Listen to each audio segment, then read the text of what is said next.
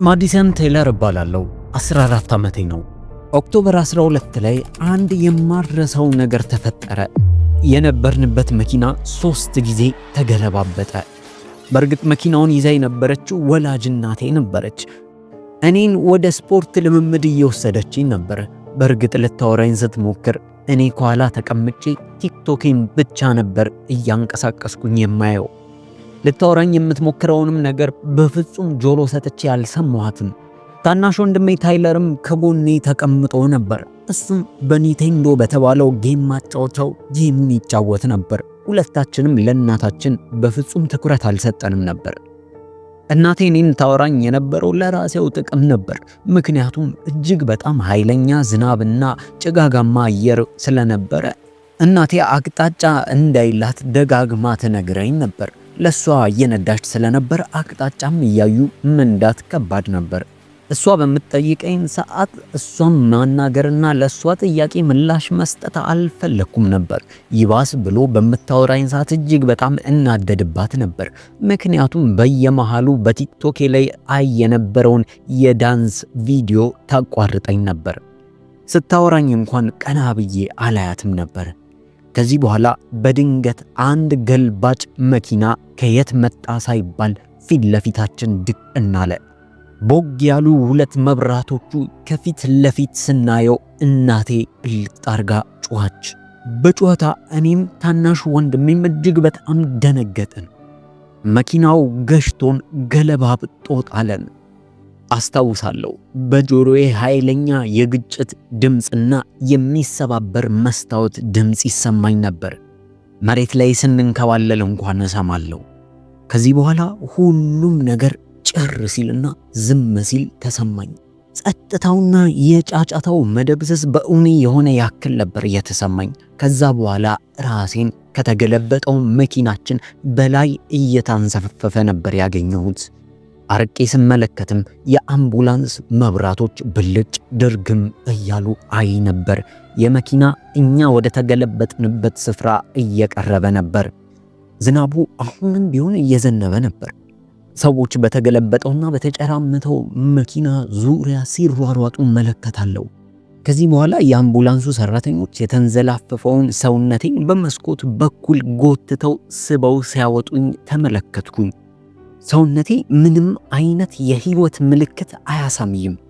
በቃ ተዝለፍልፍ ያለው የለውም ማለት ይቻላል። ከዚህ በኋላ ከአምቡላንሱ ባወጡት ማስተኛ አልጋ ላይ ሰውነቴን አጋደሙት። እነዛ የምወዳቸው የቮሊቦል ልብሶቼ እንኳን ተቀዳደው ነበር፣ በደም ተጨማልቀዋል። ፊቴ በደም ከመሸፈኑ የተነሳ በደንብ እንኳን አይታይም።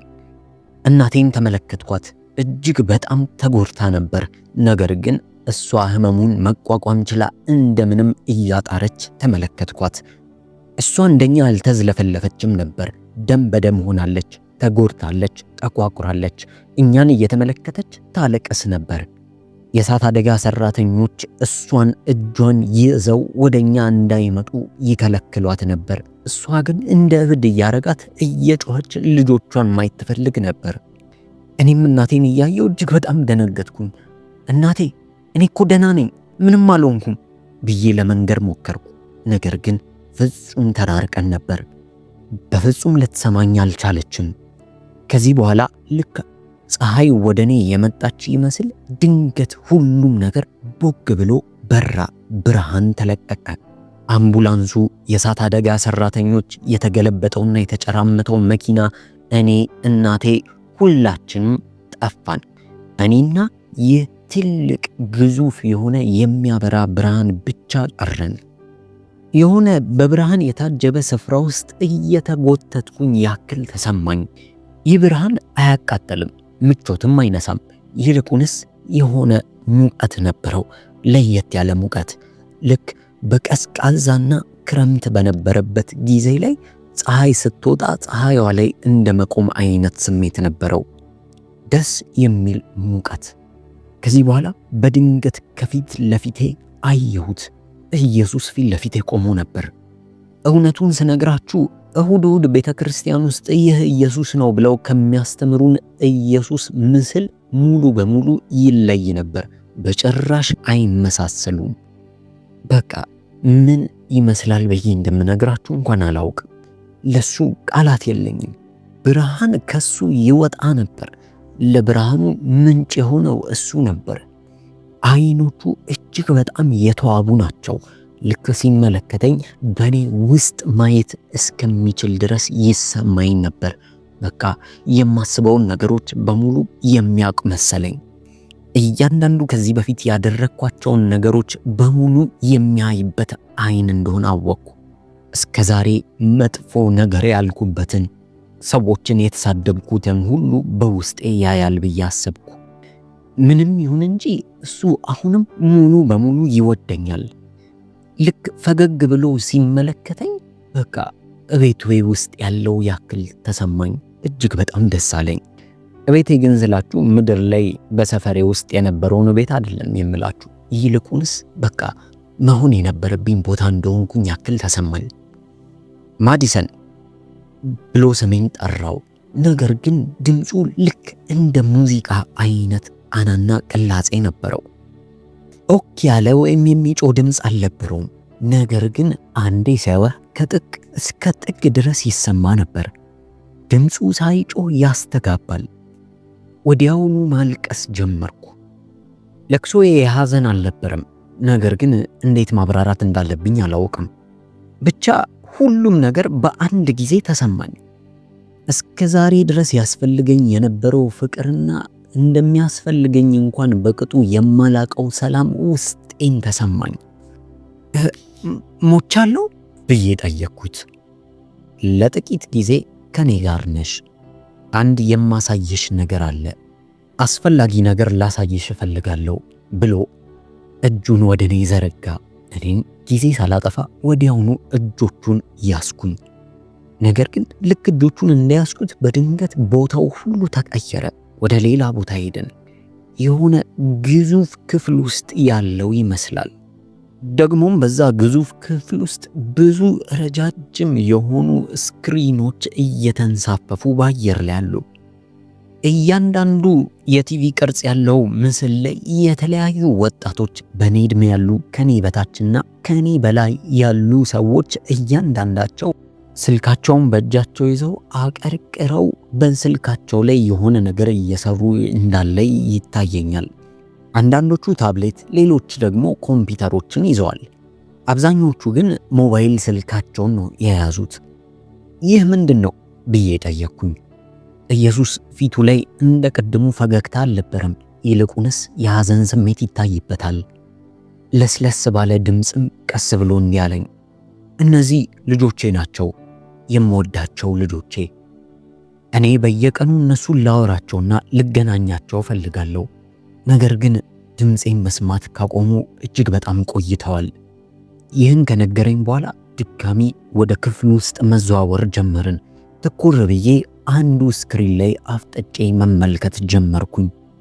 እያንዳንዱ ስክሪን ልክ እኔን የሚመስል ወጣት ወይም ሴት ወጣት በስልኳ ላይ ጊዜን እያጠፋችና ያለማቋረጥ ቲክቶክ እና የመሳሰሉ ሶሻል ሚዲያዎች ላይ ስክሮል ስታረግ ተመለከትኩ። አይናቸው ውስጥ ባዶነት ይታያል። አንድ ግር የሚል ነገር ግን ተመለከትኩ። ከእያንዳንዱ ሰው ጀርባ የሆነ ጥላ ነገር አለ። እነዚህ ጥላዎች ጥቁር ጥላ ናቸው። እያንዳንዱ ሰው ጀርባ ሆኖ የሆነ ነገር በጆሮአቸው ሹክ ብለው ሲናገሩ አየው። እኔም በመደንገጥና በመገረም እነዛ ጥቁር ጥላዎች ምንድን ናቸው ብዬ ጠየቅኩኝ። የጠላት ሰራተኞች ብሎ መለሰልኝ። ልጆቼ በሚያቸው ቪዲዮዎችና ምስሎች ውስጥ ውሸትን የሚያሰራጩ ጠላቶች ናቸው። እንዲህ ካለኝ በኋላ ወደ አንድ ስክሪን ወይም ደግሞ ቲቪ የሚመስለው ነገር ጋር ወሰደኝ። በዚህ ቲቪ ውስጥ አንድ በኔ ዕድሜ ውስጥ የምትገኝ ሴት አለች። ይቺ ሴት ኢንስታግራሟን ስክሮል እያደረገች ታለቅስ ነበር። ይቺ ሴት ግን አንድ ለየት ያለ ነገር ነበረባት። ምክንያቱም አንገቷ አካባቢ የሆነ ትልቅ ሰንሰለት አለ። በሰንሰለቱ መጨረሻ ላይ የራሷ ስልክ ይገኛል። ስክሮል በምታደርገው በእያንዳንዱ ቲክቶክ፣ ኢንስታግራም ቪዲዮዎች እና የምታያቸው ምስሎች መጠን አንገቷ ላይ የተጠመጠመው ሰንሰለት እየጠበቀባት ይመጣ ነበር። ኢየሱስም እንዲህ አለኝ፣ ኤማ ትባላለች። ኤማ የማረባ ነኝ ብላ ታስባለች። ምክንያቱም በቲክቶክ እና በኢንስታግራም ላይ የምታያቸውን ሰዎች መምሰል ስለማትችል ለራሷ ትልቅ የሆነ የዝቅተኝነት ስሜት ይሰማታል።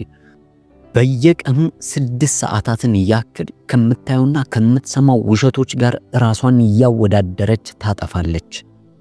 ይህን ነገር በጆሮቼ ከሰማው በኋላ እጅግ በጣም ደነገጥኩኝ፣ አዘንኩኝ፣ ልቤ ተሰበረ። ምክንያቱም እኔ ማለት ልክ እንደዛች ሴት እንደ ኤማ ነበርኩ። አንድ ጊዜን አስታወስኩኝ። ካይሊ የምትባል የትምህርት ቤት ጓደኛ ነበረችኝ። ታዲያ ካይሊ ቤተሰቦቿ የልደት ድግስ ደገሱላት። ነገር ግን ካይሊ ምንም እንኳን ብንቀራረብም እኔን አልጠራችኝም ነበር። ከዚህ በኋላ በኢንስታግራም ላይ ፖስት ባረገችው ምስሎች ምክንያት እጅግ በጣም ምርር ብዬ አለቅስ ነበር።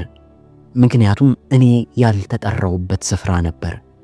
አስታውሳለሁ በዛ ቀን የኛን ጓደኞችና በዛ ልደት ላይ የተጠሩ ሰዎችን ፕሮፋይል እየገባው እያንዳንዱን የተለቀቁትን ፎቶዎችና ቪዲዮዎች በማየት 3 ሰዓታትን ያክል አቃጥዬ ነበር። ከዚህ በኋላ ኢየሱስ ክርስቶስ ኤማ የነበረችበትን ስክሪን በእጆቹ ነካው። ወዲያውኑ የኤማ ሐሳቦችን መስማት ጀመርኩ። እኔ እኮ በሞት እንኳን ለማንም አልጠቅምም። ሞቼ ማንም ሰው ስለኔ ግድ አይለውም። ይኸው ሁሉም ሰው እኮ እጅግ በጣም ደስተኛ ነው። እኔ ብቻ ደስታ ርቆኛል። ኤማ በእንደዚህ አይነት ጥልቅ የሐዘን ስሜት ውስጥ ትገኛለች። እኔም ጮክ ብዬ ነገር ግን እውነት እኮ አይደለም፣ ተሳስታለች። ብትሞት ብዙ ሰዎች ያዝናሉ፣ በጣም ብዙ ሰዎች ይጎዳሉ አልኩኝ። ኢየሱስም እንዲህ አለ፣ አንቺ ተረድተሻል። እሷ ግን እውነትን የምትሰማበት ጆሮዋ ሞቷል። ከስልኳ የሚወጡት የውሸት ድምጾች ከእውነት በላይ ይጮሃል። ከዚህ በኋላ ወደ ሌላ ስክሪን ተንቀሳቀስን። አንድ ወጣት ቢያንስ 12-13 ዓመት የሚሞላው ልጅ ተመለከትን። ይህ ልጅ በስልኩ ላይ አደገኛ ጦርነት ያለበትን ጨዋታ ይጫወታል። የሚገርመው ግን እሱ አይደለም። በጨዋታው ላይ አንድ ሰው በገደለ መጠን ከጀርባው ያለው ጥላ በአንድ እጥፍ እያደገ ይመጣል። ፊቱ ላይ ኃይለኛ ድካም ይታያል። አይኖቹ ላይ 2 ጥቋቁር ማዲያት መሰል አለ። ላለፉት 3 ዓመታት ያክል ቢበዛ በቀን 4 ሰዓት ብቻ ነበር የሚተኛው። ኢየሱስም እንዲህ ሲል ወሳኝ ነገር ነገረኝ፣ ልቤ ውስጥም ቀረ። ይህ ልጅ ላለፉት 3 ዓመታት ከ9 ሰዓት በኋላ ነበር የሚተኛው። ወላጆቹ ግን ይህንን እንኳን አያውቁም። በውስጡ ያለውን ንዴት እየመገበው ነው። ንዴቱ እየባሰ ነው። ደግነትና ሩህሩህነቱ እየቀዘቀዘ መጥቷል። ኢየሱስ ይህንን በተናገረ ጊዜ አንድ ነገር ትዝ አለኝ። ታናሽ ወንድሜ ታይለር በአንድ ወቅት እናቴ ጌሙን ጨዋታውን እንዲያቆም ስትነግረውና እራት እንዲበላ ስታስገድደው እንዴት ጌሙን ወርውሮ እኔ ላይ እንደሄደ ትዝ አለኝ። ከዚህ በኋላ ኢየሱስ የተለያዩ ስክሪኖችን ያሳየኝ ጀመረ። ሰዎች እንዴት የገዛ ጓደኞቻቸው ቪዲዮዎች ላይ እየገቡ ሌላ ሰው በመምሰል ኮሜንት እንደሚጽፉ፣ የክፋት ንግግር እንደሚናገሩ፣ ሰዎችን ልባቸውን የሚሰብር ኮሜንት እንዴት እንደሚጽፉ፣ ወጣት ሴቶች ትኩረትን ለመሳብ ብለው አላግባብ የሆኑ ምስሎችን እንዴት በሶሻል ሚዲያቸው ላይ እንደሚያጋሩ፣ ወንዶች ደግሞ አላግባብ የሆኑ ቪዲዮዎችንና ከፖርኖግራፊ ጋር የተያያዙ ነገሮችን እንዴት አተኩረው እንደሚያዩና ከኋላቸው ያጠላውን ጥላ እነኛ እንደሚያስደስቱ ታየው። ብቻ በየቦታው የተለያዩ ስልኮችና ታብሌቶች፣ ኮምፒውተሮች እንደ ትናንሽ የሚያብለጨልጩ እስር ቤቶች ነበሩ። ኢየሱስም ወደ እኔ ዞረና ማዲሰን በህይወት ዘመንሽ ምን ያህል ጊዜያትን ስልክሽ ላይ እንዳጠፋሽ ታውቂያለሽ? እኔም ግራ በመጋባት ስሜት ጭንቅላቴን ከግራ ወደ ቀኝ እየነቀነኩኝ አይ አልኩኝ። ከዚህ በኋላ ከፊት ለፊቴ ልክ ሃወር ግላስ እንደሚሉት ወይም ደግሞ የሰዓት ብርጭቆ አይነት ነገር መጣ። በዚህ ብርጭቆ ውስጥ መልሼ የማላገኘው ጊዜ ተሞልቶ ነበር። እንደ አጋጣሚዎች ናቸው። ለምሳሌ አያቴ ስለ ልጅነት ጊዜዋ በደስታ ስትነግረኝ አየው። እኔ ግን በዛ ሰዓት ቲክቶክ ላይ ስክሮል እያረኩ ነበር። ፀሐይ ሲገባ የተለያዩ የሚያምሩ አጋጣሚዎች በነበሩበት ወቅት ያመለጡኝን ጊዜያት አየው። ምክንያቱም ደግሞ እኔ በሰዓቱ ከፀሐይዋ ጋር ፎቶና ሰልፊ ለመነሳት ብዙ ጊዜን እያቃጠልኩኝ የእውነት የፀሐይዋን ውበት እንኳን ማጣጣም አልቻልኩም። ትንሹ ወንድሜ ታይለር እንኳን ሳይቀር ከኔ ጋር መጫወት ፈልጎ እኔ ግን ከሱ ጋር ጊዜ ማሳለፍ ያቃተኝን ሰዓት አየው። ጊዜ ማሳለፍ ግን ያቃተኝ ቲክቶኪን ማቆም ስላቃተኝ ነበር። ከዚህ በኋላ ኢየሱስ 8422 ሰዓታት ብሎ ነገረኝ። ሕይወትሽ ይህን ያህል ሰዓታት ለስክሪንና ለስልክ ሰጥተሻል። ወዲያውኑ በጭንቅላቴ ውስጥ ይህንን ሂሳብ ለማስላት ሞከርኩኝ። የሚገርማችሁ ነገር ወደ ዓመት የሚጠጋ ጊዜን በስልክና በተለያዩ ሶሻል ሚዲያዎች አቃጥያለሁ። እጅግ ስላፈርኩኝ ቀስ ብዬ ግን እኮ ሁሉም ሰው እንደዛ ያደርጋል ብዬ ተናገርኩ። ኢየሱስም አዎ አለኝ። እኔ ይህንን እያሳየሁሽ ያለሁት ለዛ ነው።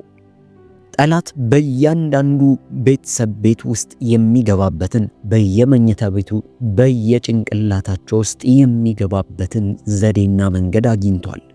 ቤተሰቦች እንኳን ሳይቀሩ ለልጃቸው ምን አይነት ኃይለኛ የመርዝ ብልቃጥ እየሰጡ እንደሆነ ሳያውቁ ስልክ ይሰጧቸዋል። ይህን ካለ በኋላ ኢየሱስ አንድ ልቤን የሰበረውን ነገር አሳየ። እኔ በክፍሌ ውስጥ ሆኜ ብቻዬን ሆኜ መንገዶችን ሲሄድና ምናልባትም አልጋዬ ላይ ጋደም ብዬ ኢየሱስ ክርስቶስ እጅግ በጣም ብዙ ጊዜያት ሊያወራኝ ሲሞክር እኔ ግን ጆሮ ሳልሰጠው ስቀር አሳየኝ። እሱ እያለ እኔን ሊመራኝ ወይም ደግሞ እኔን ሊያጽናናኝ በመጣበት ሰዓት እኔ ግን ጆሮ አልሰጠሁትም ነበር። እሱን ከማውራትና ከሱ ጋር ህብረት ከማድረግ ይልቅ ከስልኬ ጋር ጊዜ ማሳለፍ ይበልጥብኝ ነበር። ከሱ ድምፅ ይልቅ ከስልኬ የሚወጣውን የውሸት ድምፅ መርጬ ነበር። እንዲህም ሲል ነገረኝ። ትልቁ ሽንገላ ሰዎች ብቻቸውን እንዳልሆኑ እያሰቡና እያመኑ ራሳቸውን እየሸወዱ ነገር ግን ከየትኛውም ጊዜ በላይ ብቸኛ ናቸው። አይኔ በእንባ ተሞላ። እኔም ወዲያውኑ ይቅርታ አላወቅኩም ነበር ብዬ ተናገርኩኝ። ወዲያውኑ እጆቹን ዘርግቶ አቀፈኝ። እንዲህም አለኝ፣ ማዲሰን ይህንን እያየሽ ያለሽው ሌሎች ብዙ ሰዎች ይህን መልእክት ማወቅ ስላለባቸው ነው። ከዚህ በኋላ አንድ የመጨረሻ ማየት የነበረብኝን ነገር አስመለከተኝ። የማየው መኖሪያ ቤታችንን ነበር፣ ነገር ግን ከወትሮ ለየት ያለ ነው። ቤተሰቦቼ ተሰብስበው ልክ እንደ ዳማና ቼዝ ያለ አይነት ጨዋታ ይጫወታሉ። በቦታው ምንም አይነት ስልክም ሆነ ታብሌት ኮምፒውተር የለም። ሁሉም ተሰብስበው በደስታ እየሳቁ ነው። ውጪ ኃይለኛ ዝናብ አለ። ልክ ያ የተገጨንበት ቀን ላይ እንደነበረው አየር ነበር። ውስጥ ግን እጅግ በጣም ሞቃታማና በሳቅ በድምፅ በጫጫታ የተሞላ ቦግ ያለ ነበር። እናቴ የምትጋግረው ጣፋጭ ኬክ ይሸተኛል። ኢየሱስም እንዲህ አለ፣ አሁን የምትመለከቹ ምናልባትም አንቺ ስልክሽን ብታስቀምጪና የእውነት እናትሽን ብትረጃት ኖሮ አሁን በዚህ አይነት ሁኔታ ላይ በሆናችሁ ነበር አለኝ። ልቤ ተሰበረ። ስልኬ ላይ ብቻ በማፍጠጤ ምን ያህል ነገሮችን እንዳመለጡኝ አልገባኝም ነበር። በድጋሚ ኢየሱስ ማዲሰን ብሎ ስሜን ጠራ። በምድር ያለሽ ጊዜ ገና አላበቃም። እጅግ በጣም አንገብጋቢ መልእክት ማስተላለፍ ይኖርብሻል። እኔም እንዲህ ስል ተናገርኩ፣ ኢየሱስ ሆይ እኔ ወደ ምድር መመለስ አልፈልግም። ከኢየሱስ ጋር መሆን እጅግ በጣም ደስ የሚል ስሜት ነበረው። ይሄ እውነተኛ የሆነ ስሜት ነበር። እኔ ካንተ ጋር መቆየት እፈልጋለሁ ብዬ ነገርኩት። ፈገግ ብሎ ተመለከተኝ። ፈገግታው በፍቅር የተሞላ ነበር። እሱም መልሶ እንዲህ አለኝ፣ ማዲሰን እኔ ሁል ጊዜ ካንቺ ጋር ነኝ። ነገር ግን አሁን ቤተሰብሽ ይፈልግሻል። ከምንም በላይ ማስተላለፍ ያለብሽ አንገብጋቢ መልእክት አለ። እኔም መለስኩና ጌታ ሆይ ነገር ግን እነዚህ ሰዎች እኔን ይሰሙኛል አልኩ። እሱም መለሰ፣ አንዳንዶች ይሰሙሻል፣ አንዳንዶች መስማታቸው ብቻ በቂ ነው። ይህን ከተናገረኝ በኋላ ወዲያውኑ ወደ ኋላ ስጎተት ተሰማኝ። ልክ በአንድ በመግነጢሳዊ ኃይል በሚመስል ነገር ወደ ኋላ ሳብ ተደረግኩ። እጅግ በጣም በፍጥነት ነበር የምሳበው። ድንገትም ኢየሱስ ወደ ኋላዬ እየሄደ ያክል ነበር የተሰማኝ። እይታዬ ደበዘዘ። ወዲያውኑ ሰውነቴ ላይ የሆኑ የማልቋቋማቸው ኃይለኛ የሆኑ ህመሞች ይሰሙኝ ጀመረ። ኃይለኛ የሆነ ህመም። ወዲያውኑ በጆሮዬ የሆነ የሆስፒታል አይነት ውስጥ ያሉ ማሽኖች ድምፅ ይሰሙኝ ነበር። አይኔም በተጨፈነበት ኃይለኛ ብርሃን ይታየው ነበር። ልክ አይናችሁን ጨፍናችሁ አምፖል ወዳለበት አቅጣጫ ስታዩ ያለው አይነት እይታ። የሆነ ድምፅ ተሰማኝ። ተመልሳለች ተመልሳለች የሚል ድምፅ። ልቧ እየመታ ነው ሲባባሉ ሰማው። ውስጤን ሳይቀር እጅግ በጣም አሞኝ ነበር። ልክ የሆነ እሳት እንደዋጥኩኝ ያክል ይሰማኝ ነበር። መላው ሰውነቴ በህመም ተመቷል። ግራ እግሬን ማንቀሳቀስ አልቻልኩም። በጉሮሬ ውስጥ መተንፈሻ ትቦ ነገር ተከቶልኛል። ሐኪሞቹ ተአምር ብለው ጠሩት። ምክንያቱም ደግሞ ልቤ ለ12 ደቂቃዎች ያክል መምታት አቁሞ ነበር። በእርግጥ ሐኪሞቹ የጭንቅላት ችግር ሊኖረኝ እንደሚችል ጠርጥረው ነበር። ነገር ግን ከምርመራው በኋላ ሁሉ ነገሬ ጤነኛ እንደሆኑ ተነገረኝ። ምንም ማብራሪያ አልነበራቸውም። ወላጅ እናቴ ለ3 ቀናት ያክል ያለማቋረጥ አልቀሰልኛለች።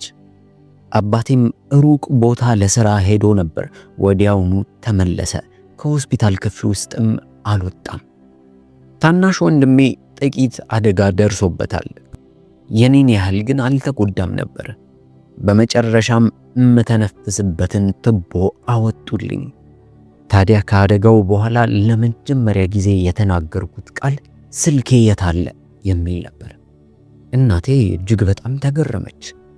እንዲህም አለችኝ፣ የኔ ውድ በመኪና አደጋው ጊዜ ስልክሽ ተሰባብሮ ተበላሽቷል። ወዲያውኑ ማልቀስ ጀመርኩኝ። ስልኬን ስላጣሁት አልነበረም የማለቅሰው፣ ምክንያቱም ያ ወደ ጨለማ እያጓዘኝ የነበረው ነገር ስላለቀ ነው። በእርግጥ ያየሁትን ነገር በሙሉ ለቤተሰቦቼ ለመንገር ሳምንታት ፈጅቶብኛል። በመጀመሪያ አያምኑኝም ብዬ ፈርቼ ነበር። ነገር ግን በውስጤ የሆነ ለውጥ እንደነበረ እነሱ ራሳቸው ተመልክቷል። አስታውሳለሁ ከነቃው በኋላ የነበረው የመጀመሪያው ምሽት ላይ ቤተሰቦቼም በሙሉ ስልካቸውን እንዲያስቀምጡና በዚህ ክፍል ውስጥ እስካሉ ድረስ ስልክ እንዳይነካኩ አስጠንቅቄያቸዋለሁ። ከዛ በኋላ ቀስ ብዬ ስላየሁት ነገር በሙሉ ተናገርኩኝ። ስለ ኢየሱስ ክርስቶስ፣ ስላየሁት የተለያዩ ስክሪኖች፣ ስለ ጥላዎቹ፣ ስላጣናቸውና መመለስ ስለማንችላቸው ጊዜያትም ጭምር ነገርኳቸው። ያስተሳስሯቸዋል ብለው የሰጡን ስልኮችና የተለያዩ ስማርት ነገሮች ሊያለያዩን እንደመጡ ነገርኳቸው። አባቴ ይህንን ሲሰማ አልቻለም፣ አለቀሰ። በእርግጥ ከዚህ በፊት አባቴ ሲያለቅስ አይቼው አላቅም። አሁን የነገርኳችሁ ታሪክ በሙሉ 6 ወር አልፎታል። አሁን ላይ ቤታችንም ሆነ ቤተሰባችን እየተለየ ሆኗል። የራሳችን የሆነ የቤተሰብ ጊዜ ብለን ያወጣነው ጊዜ አለ። በዛ ሰዓት ማንም ሰው ስልኩን መንካት አይችልም። አንገብጋቢና አስፈላጊ እንኳን ቢሆን ማየትም ሆነ መንካት አይችልም። እንዲሁም የተለያዩ የቤተሰብ ጨዋታዎችን አዘውትረን መጫወት ጀመርን። አርብ ማታ ሁል ጊዜ ከቤተሰብ ጋር ቆንጆ ሰዓት የምናሳልፍበት ጊዜም ሆነ። እንዲሁም እናቴ አብዛኛውን የሶሻል ሚዲያ የምትጠቀምበትን አፕሊኬሽኖች ሰረዘች። አባቴ ደግሞ ከሥራ ቦታ ላፕቶፕና ኮምፒውተሩን ይዞ መምጣት አቆመ። ታናሽ ወንድሜ ታይለር አሁንም ጌም ይጫወታል። ነገር ግን በውስን ሰዓት ብቻ ነው የሚጫወተው። አብዛኛው የሚጫወተው ጌሞች ደግሞ የቤተሰብ አይነት ጨዋታዎች ናቸው። አብሮ ከቤተሰብ ጋር መጫወት የሚችለው። ከሁሉም ነገር ከባዱ ወደ ትምህርት ቤት ተመልሶ ለጓደኞቼ ያየሁትን ነገር መናገር ነበር። አንዳንዶቹ እስካሁን ድረስ ለየት ያልኩና እንደ እብድ እንደሆንኩኝ ይቆጥሩኛል። አንዳንዶች ደግሞ ከኔ ጋር ጊዜ ማሳለፍ አቆሙ። ምክንያቱም ደግሞ እኔ በምሳ ሰዓቴ ላይ ከነሱ ጋር ቁጭ ብዬ ቲክቶክ ስክሮል ማድረግ ስላቆምኩ ነው። የተወሰኑ ብቻ ሰሙ። እጅግ በጣም የምወዳት የቅርብ ጓደኛዬ ዞዊ ስናፕቻት የተባለውን አፕሊኬሽን ወዲያውኑ ሰረዘች። እጅግ በጣም የሐዘን ስሜት እንደሚሰማትና ብቸኝነት እንደሚሰማት ነግራኝ ነበር። ነገር ግን ምክንያቱን አታውቀውም። ልክ ግን ያ ስናፕቻት የተባለውን ከሰረዘች በኋላ ወዲያውኑ ሰላሟ መመለስ ጀመረ። አሁን ላይ የተሻለ ትተኛለች። ይሁን እንጂ አንዳንድ ጊዜ እነዛ አያቸው የነበሩት አፕሊኬሽኖች ወደ ኋላ ሊጎትቱኝና መልሰው ወደዛ ህይወት ሊያስገቡኝ ይፈልጋሉ። እኔም እውነቱን ለመናገር እፈተንበታለሁ። አንዳንድ ጊዜ የእናቴን ስልክ ተቀብያት ሳላስበው ቲክቶክ ላይ ገብቼ ቪዲዮዎችን ሳይ ራሴን አገኘዋለሁ። እጅግ በጣም ጠንካራ የሆነ ልምድ ነው። አሁን ግን ምን እየሆነ እንደሆነ ይገባኛል። ኢየሱስ ክርስቶስ እነዛ በላያችን ላይ የሚተበተቡበትን ሰንሰለቶች እንዳይ አይኖቼን ከፍቶልኝ ነበር። ይህን ቪዲዮ ለምታዩትና ለምታዳምጡ በሙሉ አንድ ነገር እንድታረጉ ፈልጋለሁ። ይህን ነገር በቃ ብችሉ ለአንድ ቀን ብቻም እንኳን ቢሆን አድርጉት። ስልካችሁን አስቀምጡት። አጠገባችሁና ዙሪያችሁ ያሉትን ሰዎች በደንብ ተመልከቱ። የእውነት እነሱን ለማየት ሞክሩ። ሲያወሩ ለማድመጥ ሞክሩ። ፊታችሁ ላይ የሚያበረውን ፀሐይ ፎቶ ሳታነሱት የእውነት በሰውነታችሁ ለማጣጣም ሞክሩ። በጸጥታ ውስጥ በምትሰሙት ድምፅ ልትገረሙ ትችላላችሁ። ይህን ስናገር በደንብ ጆሮ ሰጥታችሁ እንድትሰሙኝ እፈልጋለሁ። ዲያብሎስ ምንም አዲስ ነገር መፍጠር አይችልም። ነገር ግን እግዚአብሔር መልካም አድርጎ የፈጠረውን ነገር ያደበዝዝብናል። የመገናኘት ፍላጎታችንን ተመልክቶ እኛን የባሰ ብቸኝነት ውስጥ የሚያጠምቅን ነገር ፈጠረልን። የመወደድና የመፈለግ ፍላጎታችንን ወስዶ በላይክና በፎሎ አታለለን።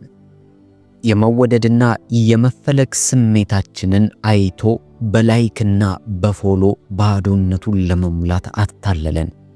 መቼም ቢሆን የመወደድና የመፈለግን ስሜት ላይክና ፎሎ ሊሞላው አይችልም። አውቃለሁ። በእርግጠኝነት ይህን ከሚሰሙ አብዛኞቹ ላያምኑ ይችላሉ። ችግር የለውም።